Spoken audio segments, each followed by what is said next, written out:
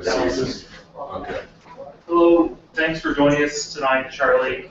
We're here in Austin, and we have Dallas, and we're hanging out with Charlie Shrem. And before we get started, since we have a lot of people who don't know who Charlie Shrem is, we've got a YouTube video queued up that was queued up. Wow. Real quick. You guys are so technologically advanced.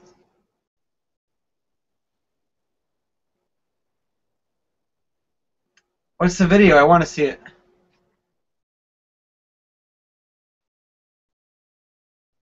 The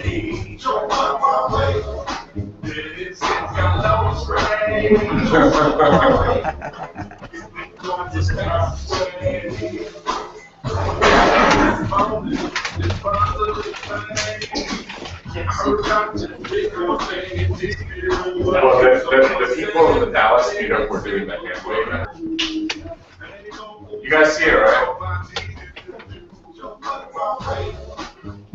Oh, hold on one second. That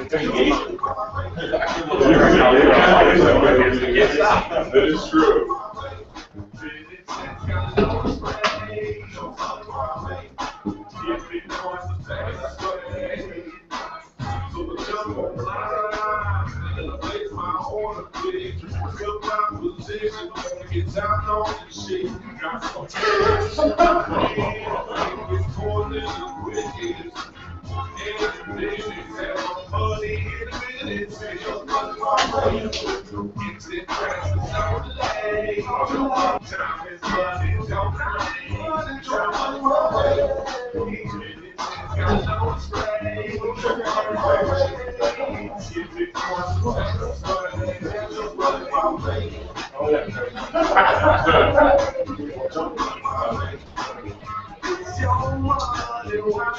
Obviously, a huge animation budget.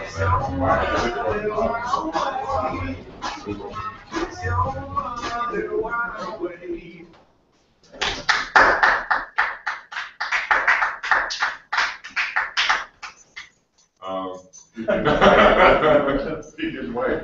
Yes. I guess he's dancing.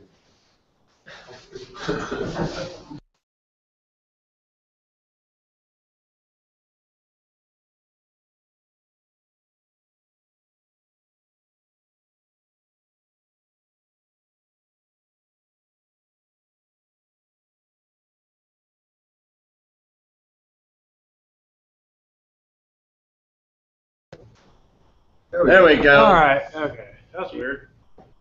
What's up, Austin? They're muted. Get them. Are they muted? I can't do anything with them. Oh, you can. Did you guys see the video okay?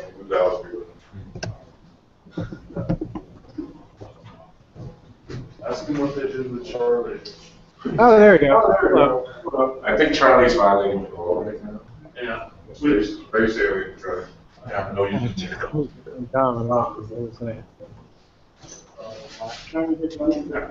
Sorry about that. When the lawyers call, you have to answer. Can you guys hear me? Yes. Yeah, we can hear you. There is What's up, Austin? All right. Now we can. What's up, Charlie? You turned it up.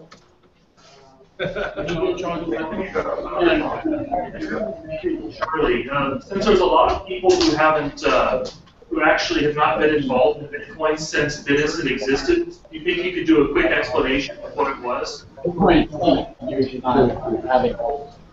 Sure. Can everyone hear me okay?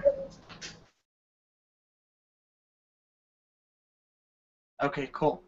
So, back in 2010, 2011, Bitcoin was as new as, the internet was in the 80s. Just no one really heard about it or knew about anything, what it was. Maybe like 10 people in the whole world. And, the Bitcoin community pretty much existed in a just pretty much the forums, which but in those days wasn't even Bitcoin Talk. It was forums.bitcoin.org. And there were no ways to buy Bitcoin. You would have the only exchange that existed at the time was Mt. Gox, and it was a really shitty looking interface. You have to wire to like Mark's personal bank account in Tokyo, Japan. It took weeks. It was really kind of crappy. And you know, Bitcoin was maybe 50 cents at the time, $1, 75 cents. I remember like sending someone accidentally like 100 Bitcoin at the time, and I was like, just keep it, whatever, not a big deal. You guys are on mute, so I'm not sure if you can hear me. Oh, you can? Okay. So at the time, Bitcoin was still kind of new. It was worth pennies, 50 cents, 75 cents. I didn't even hit parity with the dollar yet, and people wanted to be able to buy it to like play around with it, see what it's all about, see what's going on, and so I was on the internet forums one day on the Bitcoin forums, and my partner Gareth Nelson was like, you know, for Bitcoin to succeed, we kind of needed an easy way to buy Bitcoin. And so we started BitInstant, and BitInstant was born in 2011, and it was one of the first Bitcoin startups to exist. The only two startups were myself and BitPay at the time, and Tony and I are really good friends. And BitInstant was the ability to buy Bitcoin with cash at any bank, Bank of America, Citibank, Chase, Wells Fargo, and almost every convenience store that you know of. Walmart, Walgreens, Duane Reade, 7-Eleven, CVS.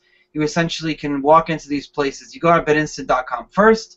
You'd create a deposit slip. You go to these places. You'd hand them the slip in cash, and voila, you had a Bitcoin within 20 minutes to an hour. And this was revolutionary because it essentially gave the ability for people to buy a Bitcoin fairly instantly without having to wait for these crazy delays. And BitInstant grew from 2011 to 2013. We did up to some days we did up to $1 million, $2 million of volume a day. And so over the course of 2 years, we did about $400 million in volume. In July 2013, we turned off BitInstant once and for all because the regulations had gotten a little too murky for us. And our lawyers essentially told us that they can no longer represent us because the regulations are too gray and things got a little bit too hairy. We were a startup of 20 people at the time, working out of New York City. We provided health benefits to everyone. We were a pretty full-fledged fucking company. It was pretty crazy. During those years, in 2013, I started the Bitcoin Foundation with Gavin.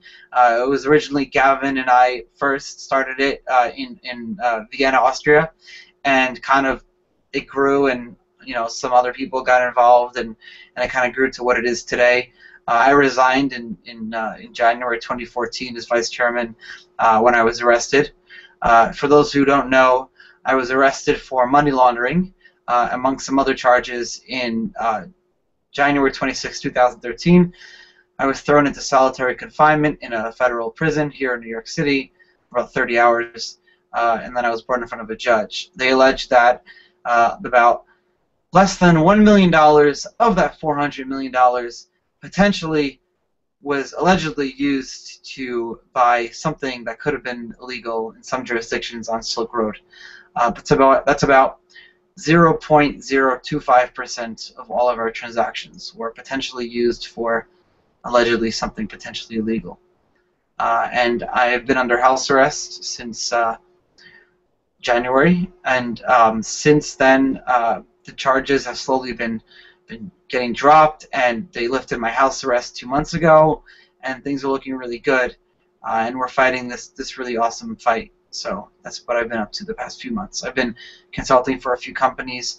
Pesa actually is one of them, which actually just launched their Bitcoin system this week, and they're top 5 competitors to PayPal, so they're a pretty big company. They have over 10 million wallets, been around for about 8 or 9 years, and now they sell Bitcoin. And doing, amongst other things, it's been a crazy past few months, wild ride. Yeah, thanks for that. It almost seems like I see you guys applauding in the Dallas one. Thank you, guys. Do you feel like you were made like a martyr because some senator was upset about Silk Road? That's a good question. My lawyers have asked me to not speculate on the reason I was arrested, but I will say that, you know, thankfully, I have a really good judge. And my judge, Judge Rakoff, if there are 20 judges in my courthouse, right, and in the federal court system here in New York, the Southern District of New York, and my judge happens to be a very, very independent thinker, to a point where he doesn't like the fact that bankers aren't going to jail. He's Judge Rakoff. He's known for actually blocking all of the banker settlements. So as recently as last week, he blocked the ability for Citibank to settle with the SEC for $500 million, calling it, quote, a drop in the bucket for them. He actually blocked that because he says, why are they going after small guys like Charlie Shrem, who allegedly money that went through his company possibly was used for something illegal that was less than $1 million, but HSBC is laundering billions and billions a year, and we're letting these guys just pay fines and go scot-free. So thankfully, I have a really good judge who's a very independent thinker. Hopefully, I won't go to trial, and the deal will be made pretty quickly. In terms of being a martyr, a lot of people see it that way. A lot of people have been telling me that they're like kind of fighting the government vicariously through me. It's pretty awesome, you know. Again, it sucks for me because I'm the one with an ankle bracelet on my leg. I'm the one who has to pay six-figure lawyer fees and whose life was kind of put on hold. But at the same time, I'm happy that people are vocal about it and people are coming and supporting me and telling me how awesome, you know, they think it is and everything that's been going on. So I appreciate that. You know, people have been calling me up and sending me things and just emailing me saying we support you, and that's been really amazing. That's, you know, the Bitcoin community is such a tight community. As much as it's grown, it's still such a good, you know the Bitcoin community doesn't discriminate. No matter what color skin you are, no matter what race you are, no matter what your sexual preference is, anything, the community doesn't care. And so it's really such a beautiful thing to see everyone coming together to see technology that could bring a better world. And that is really what I love about Bitcoin and its community. Well, do you think you're ever going to be able to get involved with Bitcoin projects again in the near future?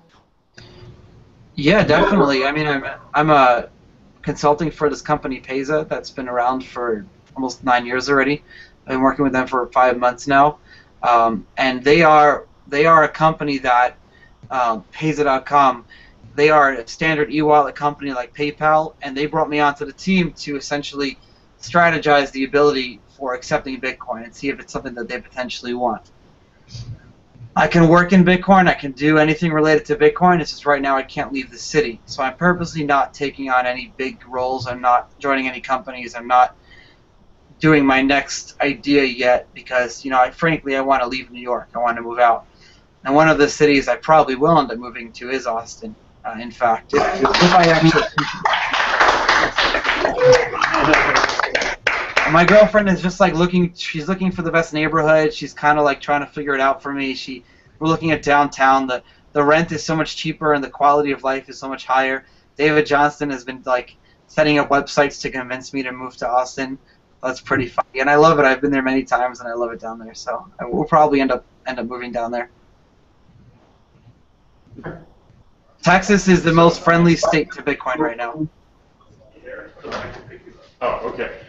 So Charlie, I wanted to ask a question. You obviously started the Bitcoin Foundation. What are your thoughts on sort of what it's become and how do you feel about it at this point in time? You know, it's a good question. I think the foundation is in a very tight space, and I just spoke to someone recently in D.C. She's writing a report, and basically the Bitcoin Foundation is not doing enough to reach out to the community as a whole.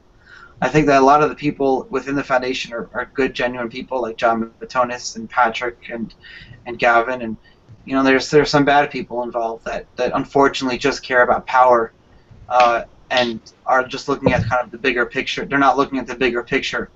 So the Bitcoin Foundation is my baby. I love it. I'll always love it no matter what happens to it. But it sucks to see what has become of it in a way. There are good things and there are bad things. I think that unfortunately the foundation is controlled by the members that run it and the members that put money into it. And if you look at it, the members that put money into the foundation are the ones who can afford these regulations. These are the guys who can afford to pay the millions of dollars it costs to get licensing, like the BIT license. So they're not really going to push the foundation to be as vocal as they should be on allowing the startup and the entrepreneur in their garage, like Apple was, to be able to work in the Bitcoin space.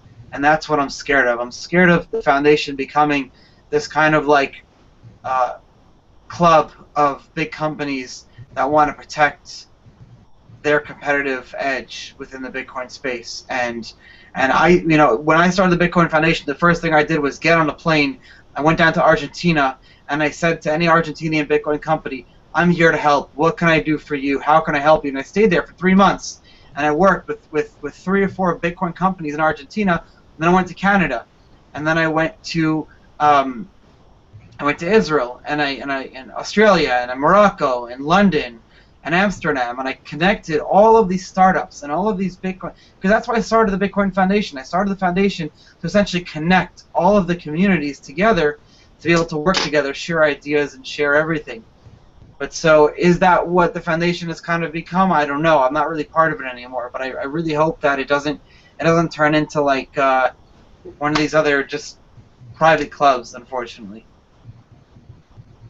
Yeah, just me as an outsider, you know, I was never a member of the Bitcoin Foundation, but looking at their public statements after your arrest, my impression was of them throwing you under the bus, which I didn't really like that. And they kind of, unfortunately, they don't keep the standard. There are other people in the foundation that are involved in much bigger scandal than I am, but they want to kind of cling to power.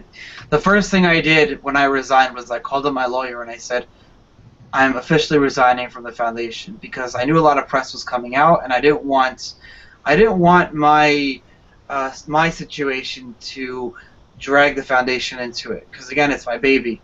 So that was, like, I think, a good thing. But unfortunately, others, you know, don't really care enough about that. Did they throw me under the bus? I think it was more of a power thing. If I hadn't resigned, would I have been voted out? Maybe, maybe not. I don't know. But stepping down wasn't an easy thing to do. But now that I'm out of it, I'm pretty happy. I'm a founder. I'll always be the founder. But now I can kind of say what I want without having to worry about the foundation getting mad at me about saying it. I can speak my own voice, say what I want, and not have people above me say, Charlie, you can't say that, because I'm going to say whatever the fuck I want. Do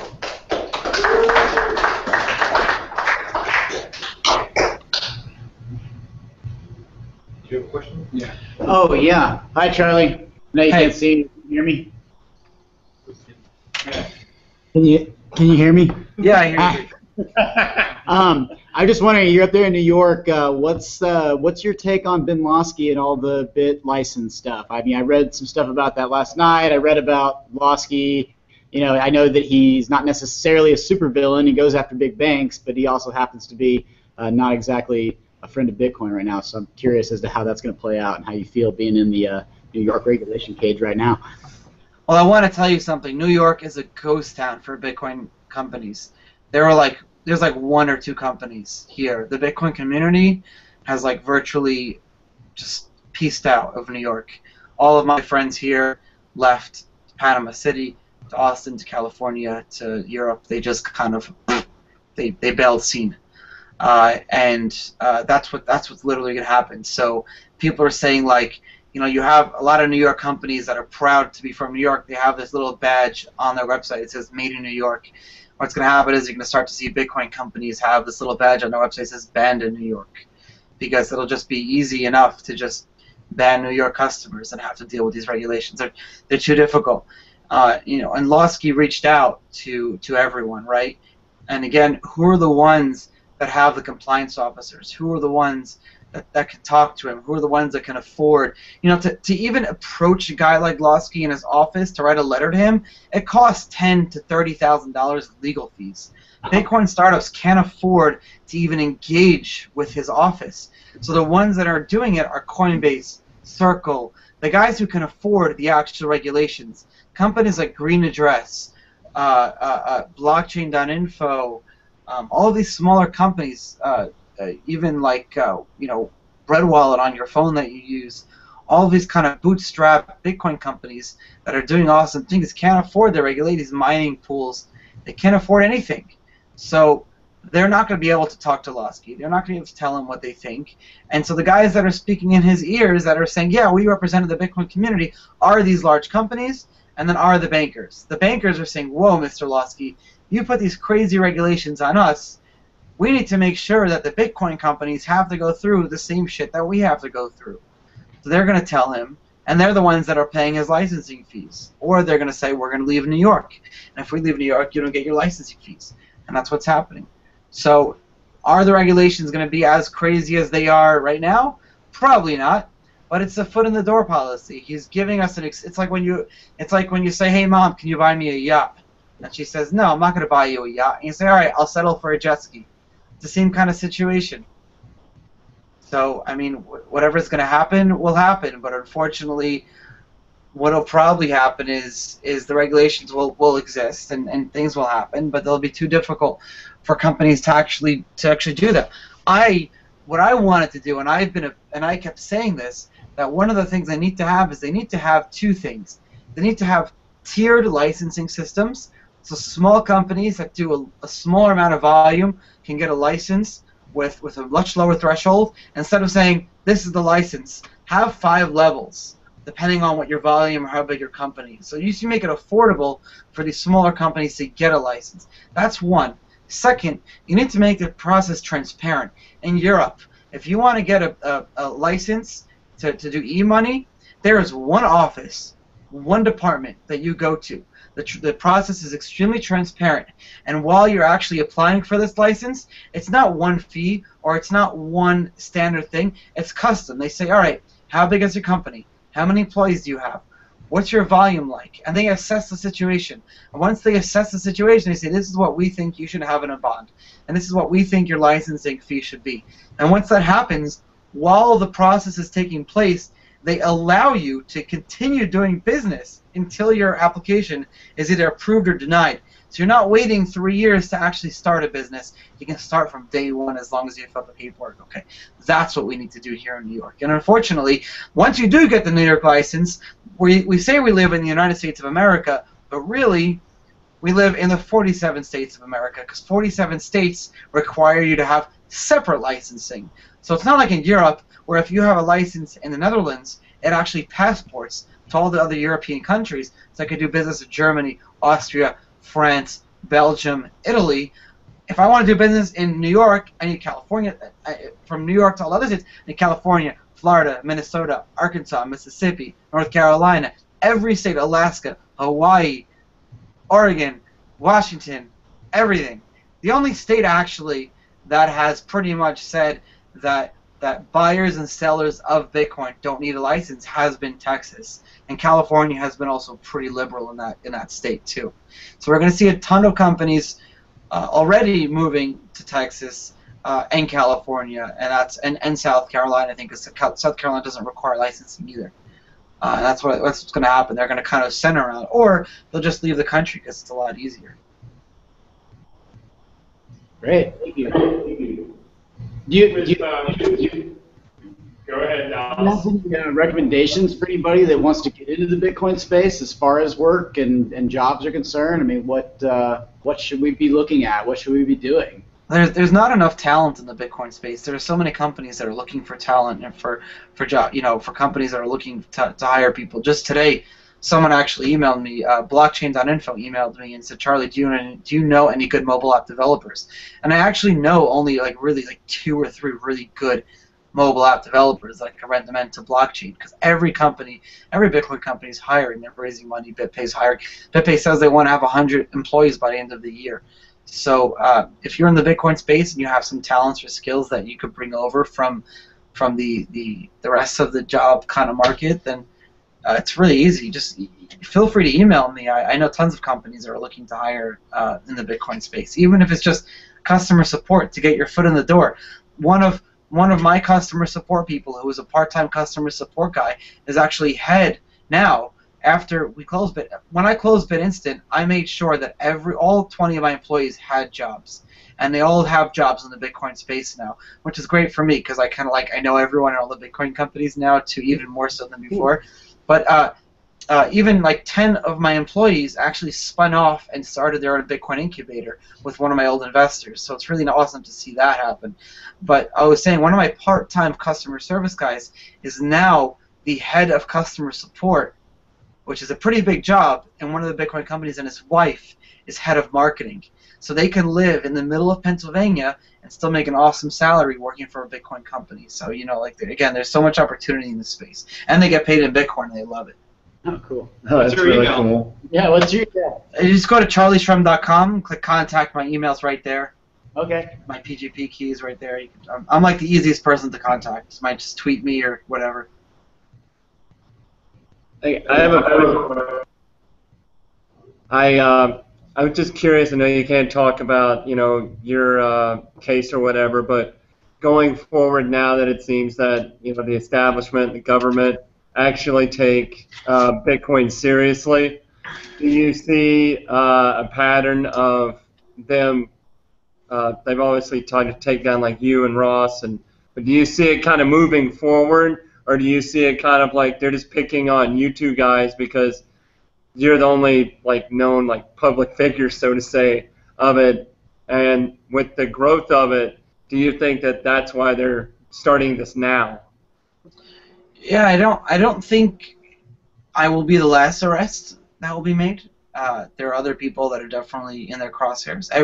Pretty much, if you're somebody in the Bitcoin space, they know who you are. They have a file on you.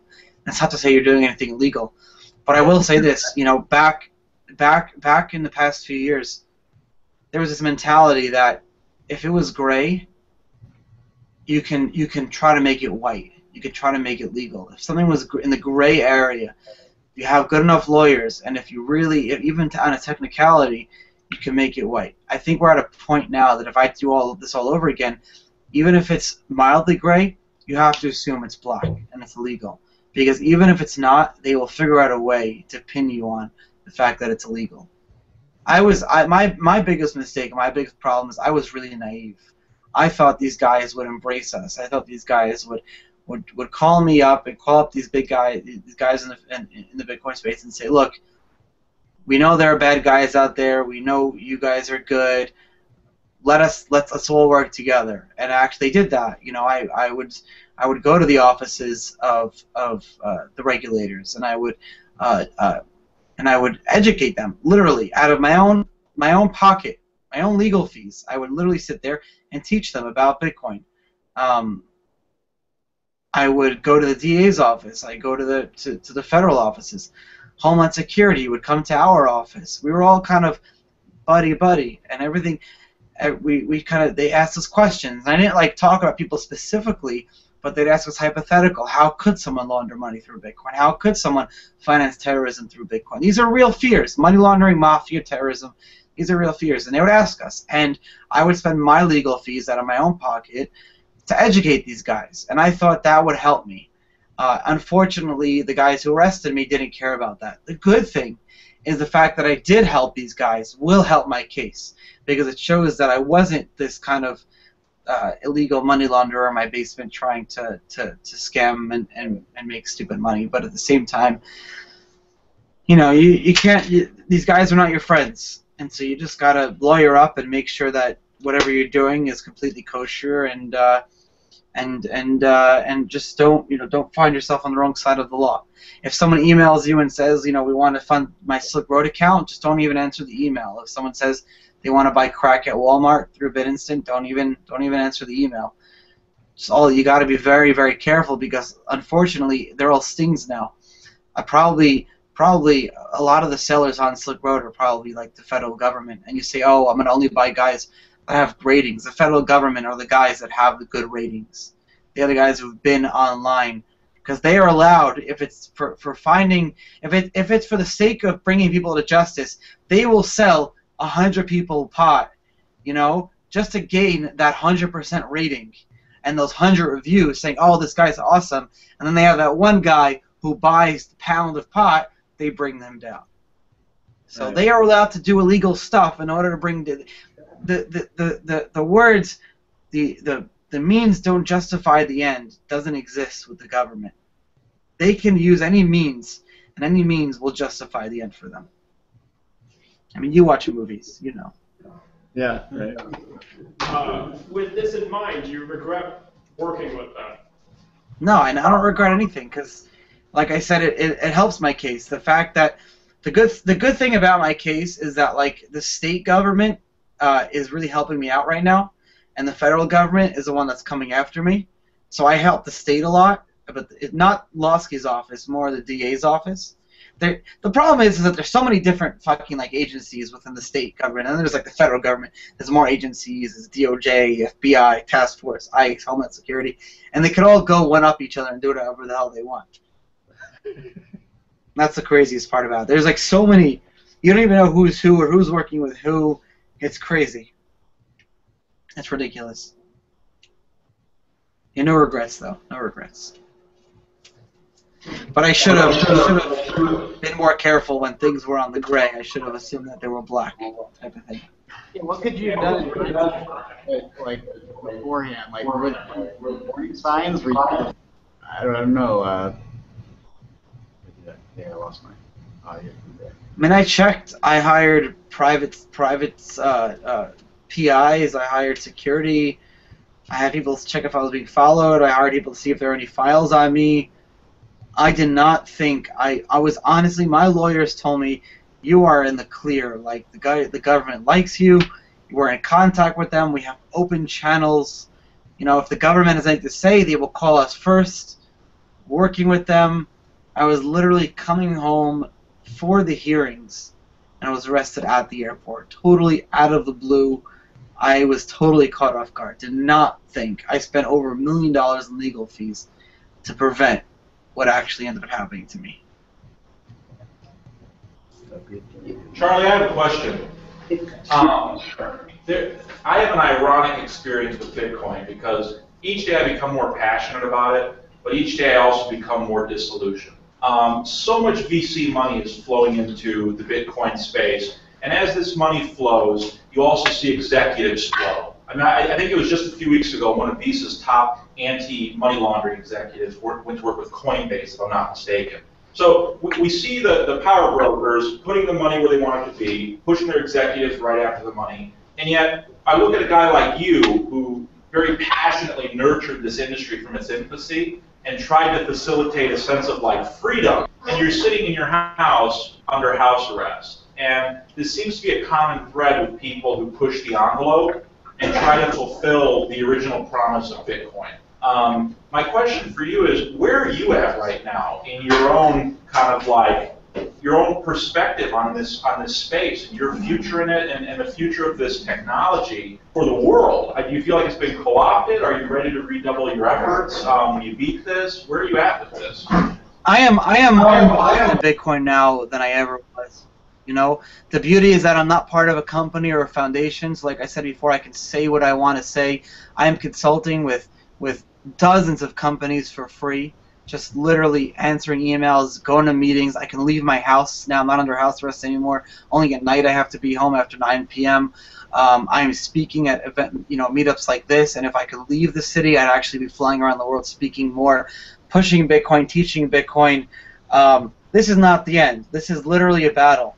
And the fact that they brought me down and they're bringing people down is just a reason to fight more and to bring more. The beauty of Bitcoin is that it's open loop. So sure, Coinbase, which I like Coinbase, all these big companies that hire these big anti-money laundering Visa guys, you can keep your money with them, or you could go to blockchain.info, or you can use a paper wallet. You'll always have control of your own money with Bitcoin. You can choose financial privacy. You can choose where you want to keep your money. You can choose to do whatever you want.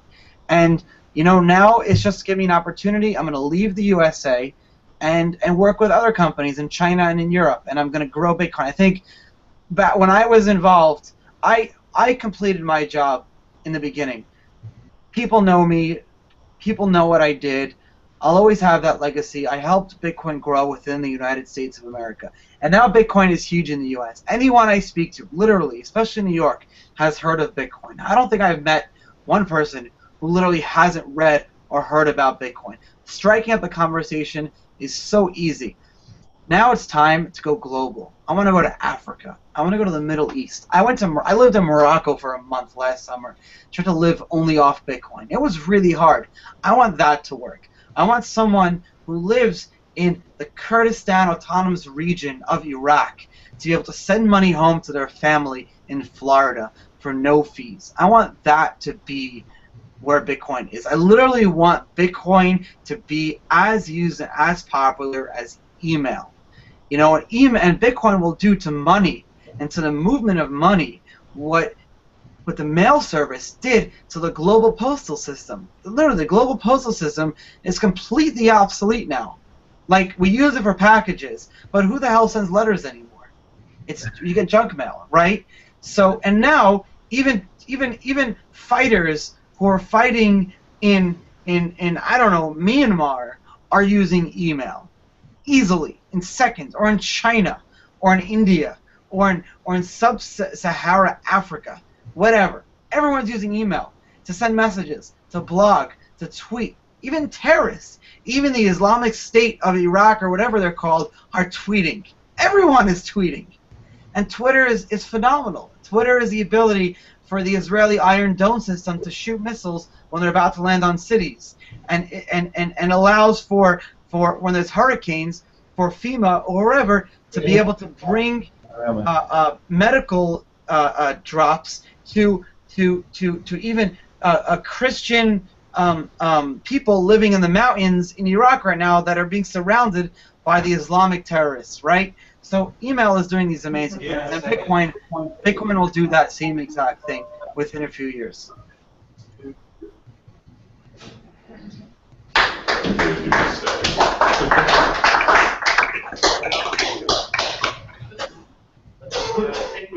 I think we lost our camera. No. I don't think he can hear you if we lost the camera. I see you guys. There's another. Unmute it.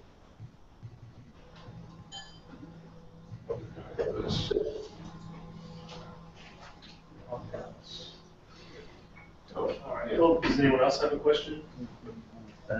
Ask if you can hear us. Front and ask. Yeah, I think you guys did lose your camera. So I have a question for you, Charlie. Sure.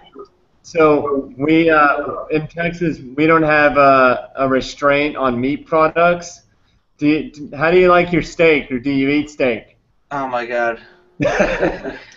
Everything is big in Texas. I love. You can't get good barbecue here. We actually have a very big. We have a big event coming up on Tuesday night called the Proof of Steak Barbecue, and we have a lot of big people coming. Max Kaiser will be there. You know, that famous hacker who just got out of jail, Weave. Weave is coming. I'll be there, and a bunch of other people are going to be there. So I love barbecue. We literally bought a cow with Bitcoin. Nice. And we just butchered it and everything. Jonathan Owens from Bluecoin literally brought a chicken to my house the other day, like a live chicken, and tried to slaughter it. It's really funny. That's awesome. People are really supportive. It's really I love barbecue. I have my actually cowboy boots in my closet that I bought when I was in Dallas last year. There you go. You know the company Whoop? Nope. No, I haven't heard of it. Whoop.com. They're based in Texas. They got bought out by Amazon. I used to work with them. My first startup. Oh, okay. Carlton. You know, Austin's really changed a whole lot over the years, but I like where it's at now. I heard Austin is like a blue city and a completely red state. Oh, without a doubt. You should look at the voting map. It's Dallas and Austin are just a tiny little blue and an ocean of red. It's good because I don't have political affiliations. I'm a Bitcoin purist. I think that Bitcoin as a technology, can and will change the world. Technology as a whole will change the world. I want to live in a more tech-driven society because technology, especially things like the blockchain, completely obliterates corruption and completely when you have to trust one person, there's corruption in that. There always will be, no matter how honest the person is. Right? And so I'm not saying anyone specifically is bad, but why even put someone in a situation where they have the opportunity to be corrupt, right? So I think that technology as a whole is that. And what I like about Austin and Dallas is that it's a completely free So you have no income sales tax. You have no income tax, state income tax, which is awesome too. That's great for Bitcoin. And so I like that ability to kind of where everyone has a very open mind, and you can meet someone at a bar or whatever, and they don't have their political convictions already in their head. I don't like to people that are way too opinionated to have a very closed mind, and they're not open to teaching you things. You know, the whole thing is learning yourself. It's not just you saying things. It's what can I learn? What can I learn from other people? And people that are kind of closed-minded and whatever, they're not going to really want to teach you things. I like places that people are very open like that. I like. Oh, there they go. I'd like to share a story. Where I kind of grew up in Texas was in East Texas, and I just recently went back.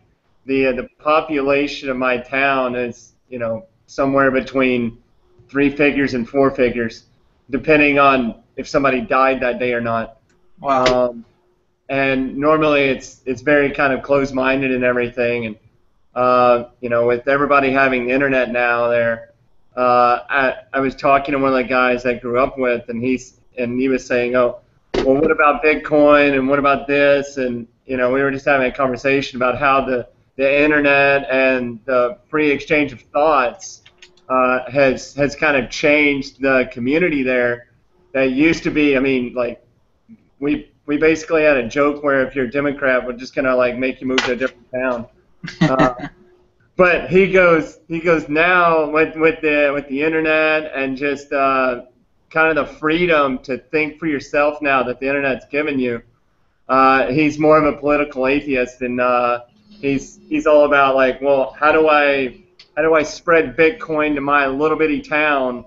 And he's just kind of more of an enthusiast about it. So, yeah, that's how many of you guys own guns? Oh wow! I was not expecting that. That is awesome. It's not if you own them; it's how many. My dad like works in the jewelry industry here, and he literally walks around with suitcases of diamonds, handcuffs to his arm, and they won't give him a gun to like protect himself. Oh wow! And he's been like mugged. Like my best friend's father like was fucking shot in a jewelry store, and they still won't give him a gun. Yeah, that's hilarious. I have my granddad's you know, like old school, and you know he's like 80-something years old. Still walks around with his gun belt on when he goes out to the hunting lease. So like something's gonna sneak up on him, right?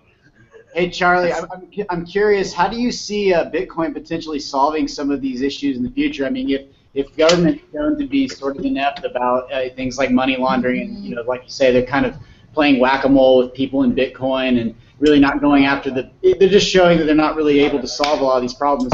Can you just hypothesize about how you might see Bitcoin or blockchain technology as solving some of these issues for us in the future? Like which issues specifically? I think that like voting, for example. I don't know. When I say money laundering or I don't know. Money laundering is a very broad subject. Things that everybody agrees are bad. I don't know. Like murder. Plants, but yeah. I look at representation type of things, like how do we vote? How do we get representation within our governments? I think blockchain technology can solve that. I think that blockchain technology can solve disputes between people over like assets and things like that. I think that when it comes to Bitcoin, money laundering is a lot harder to actually do than it is with the financial system. It's a lot easier to launder money than it is through Bitcoin. Like, if you actually know anyone that's actually like laundering hundreds of millions of dollars through Bitcoin, like no one is, because it's hard. It's completely like traceable. So that's the whole BS thing about it. Is it's just kind of big misconception there. And there's really, I mean, maybe I'm wrong, but you know, with all the derivatives and everything, it's like I have a finance degree. I'm sitting there and you know, talk about like swap derivatives and all this kind of stuff. It's based off of, you know, first inept people that just don't understand, but then the obviously context of having a dollar that we just kind of agree is, you know, this, that, you know, it's worth this certain thing, but when you get down to it, you know, derivatives basically based off of nothing. and then you just kind of like tie it up and throw it out the door. But I kind of see Bitcoin as being, you know, I don't know, maybe underivatable, because it has to be based on something. You're right. So I mean, that's brilliant. Awesome. Hey guys, I gotta run. But thanks I appreciate you having me and everything. Do you have? Sure. Hey, it's your boy. I'm from Memphis, Tennessee. I want to say that God, thank you for, leading the people the right way, and you're doing a great job. I just want to commend you on the great job you're doing and God Thank you. what you're doing, and God told me to tell you this, and you keep passing the word, and there ain't nobody but God in you that's making you pass the word, because He sees what's Amen. going on. Thank you. You see what's going on. Everybody know the word now, so God told me to tell you that, and everything happened for a reason. So He wanted me I agree. with that. Continue passing the word, because God brought me to Austin to hear you. I love you, man. I love you too. Thank you. Thank you guys. Thanks a lot, Charlie. Thank you guys so much.